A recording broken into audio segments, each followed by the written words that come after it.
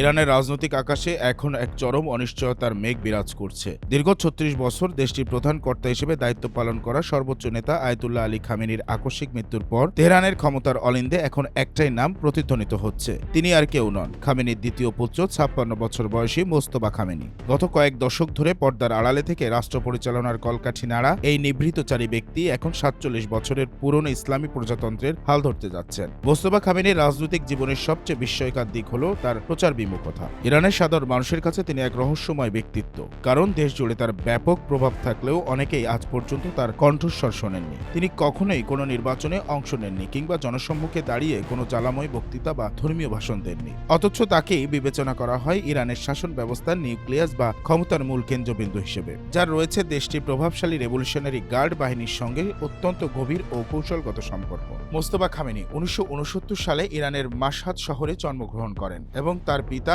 Ali Khamenei Shah বিরোধী আন্দোলনে নেতৃত্ব দেবার সময় তিনি সেখানেই বড় হন। তরুণ বয়সে তিনি ইরান ইরাক যুদ্ধেও অংশ নেন। ইরানের শিয়া ধর্মতাত্ত্বিক শিক্ষা কেন্দ্র কোম শহরের আওজায় ধর্মীয় রক্ষণশীলদের অধীনে তিনি পড়াশোনা করেন এবং তার ধর্মীয় পদবি হুজদাতুল ইসলাম। ইসলামিক প্রজাতন্ত্রের সরকারের কোনো আনুষ্ঠানিক পদে তিনি কখনো ছিলেন না, যদিও তাকে পিতার গেটকিপার হিসেবে দেখা হয়। ইরানের কঠোর আইন অনুযায়ী সর্বোচ্চ নেতা হতে হলে কোনো ব্যক্তিকে আয়াতুল্লাহ পদমর্যাদার হতে হয়, যেখানে মোস্তফা বর্তমানে একজন মধ্যম সারির আলেম বা হুজ্জাতুল ইসলাম। তবে এই বাধা অতিক্রম করা অসম্ভব নয়, কারণ ১৯৮৯ সালে তার বাবা যখন দায়িত্ব নেন তখন তিনিও আয়াতুল্লাহ ছিলেন না এবং তার জন্য সংবিধান বিশেষ সংশোধনী আনা হয়েছিল। বর্তমান জরুরি পরিস্থিতিতে মোস্তফার ক্ষেত্রেও একই ধরনের আইনি পরিবর্তনের পথে হাঁটতে পারে দেশটির নীতি নির্ধারণী পর্ষদ।